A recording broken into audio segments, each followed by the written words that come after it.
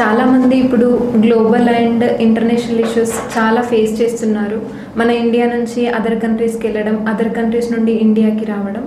So వాళ్ళకి లీగల్గా ఎలాంటి ఆప్షన్స్ ఉంటాయి అనేది ఈరోజు మనం మాట్లాడుకుందాం సార్. ఇప్పుడు నాన్వేషణ గురించి చాలా కేసెస్ నమోదై ఉన్నాయి. ఆ కేసెస్లో తనకి లీగల్ ఆప్షన్స్ ఏమున్నాయి? రీసెంట్గా నాన్వేషణ కొన్ని కామెంట్స్ చేయడం జరిగింది.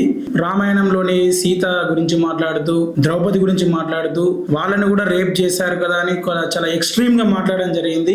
దానికి మన కరాటే కళ్యాణి గారు పంజాగుట్ట పోలీస్ స్టేషన్ లో అతని మీద కంప్లైంట్ చేయడం జరిగింది. వాళ్ళు ఎఫ్ఐఆర్ కూడా బుక్ చేయడం జరిగింది. కాకపోతే ఈ నాన్వేషణ భారతదేశంలో ఉండకుండా వేరే దేశాల ప్రపంచ యాత్ర చేస్తున్నాడు కాబట్టి, అతను ఇండియాలో లేడు కాబట్టి పంజాగుట్ట పోలీసులు అతనికి లుకౌట్ నోటీస్ ఇష్యూ చేయడం జరిగింది.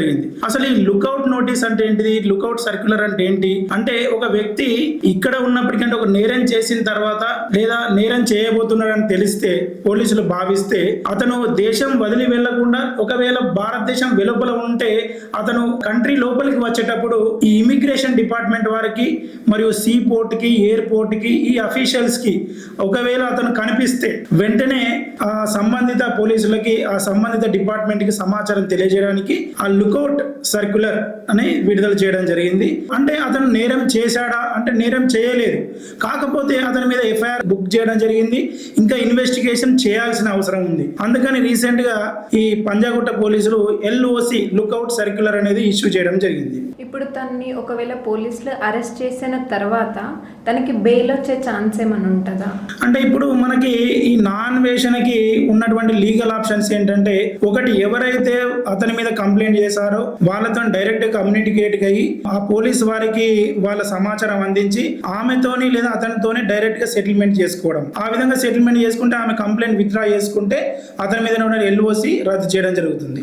లేదంటే అతను డైరెక్ట్ గా హైకోర్టు కానీ సుప్రీం కోర్టు కానీ, అంటే ఈ కేసులో హైకోర్టు, అతనికి డైరెక్ట్ హైకోర్టులోకి వెళ్ళి రిట్ ఆఫ్ మ్యాండమస్ కావచ్చు, వేరే లీగల్ ఆప్షన్స్ హైకోర్టులో పిటిషన్ వేసుకొని అతని మీద ఉన్నటువంటి లుకౌట్ సర్క్యులర్ నిజంగా ప్రాపర్ గా ఇష్యూ చేయబడలేదని నిరూపించి ఆ విధంగా క్వాష్ పిటిషన్ వేసి కూడా అతను LOC రద్దు చేసుకోవచ్చు. ఇంకో ఆప్షన్ ఏంటంటే, ఒకవేళ అతను అరెస్ట్ చేస్తాడు అని భావించుకున్నట్లయితే అతను ముందే యాంటిసిపేటరీ బెయిల్ అప్లై చేసుకొని ముందే బెయిల్ తీసుకుంటే అతనికి అరెస్ట్ చేసే ఛాన్స్ లేకుండా ఉంటుంది. ఇవి ప్రధానంగా 3 లీగల్ ఆప్షన్స్ అతని ముందు ఉన్నాయి.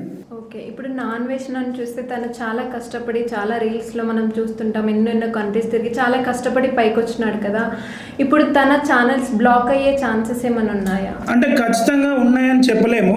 కాకపోతే ఇన్వెస్టిగేషన్లో, పోలీస్ ఇన్వెస్టిగేషన్లో అతను చేసినటువంటి కామెంట్స్ సమాజంలో అలజడి సృష్టించినట్లయితే, ఒక వర్గం యొక్క మనోభావాలు ఖచ్చితంగా దెబ్బతిన్నాయి, దానివల్ల సమాజంలో అశాంతి, లా అండ్ ఆర్డర్ ప్రాబ్లం వస్తుందంటే, ఒకవేళ అతను ఇటువంటి వీడియోస్ కంటిన్యూస్ గా అదే విధంగా చేస్తే కంపల్సరీ అతని యూట్యూబ్ ఛానల్స్ కానీ, ఇన్స్టా అకౌంట్స్ బ్లాక్ అయ్యే ఛాన్స్ ఉంది. ఆల్రెడీ పంజాగుట్ట పోలీసులు ఇన్స్టాగ్రామ్ కి, మన మెటాకి ఆల్రెడీ కంప్లైంట్ చేయడం జరిగింది. ఆ పర్టికులర్ సంబంధిత పర్సన్ యొక్క అకౌంట్స్ రద్దు చేయమని ఆల్రెడీ కంప్లైంట్ చేయడం జరిగింది. మరి వాళ్ళు యాక్షన్ తీసుకుంటారా లేదా అనేది ఆ మెటా వాళ్ళ పాలసీస్, టర్మ్స్ అండ్ కండిషన్ మీద ఆధారపడి ఉంటాయి. కాకపోతే చాలా సీరియస్ ఇష్యూ, ఎందుకంటే మన భారతదేశంలో 80% మంది ఈ హిందువులే ఉన్నారు కాబట్టి ఖచ్చితంగా అతను చేసినటువంటి కామెంట్స్ మాత్రం హిందూ మనోభావాలు దెబ్బతిన్న విధంగా ఉన్నాయి.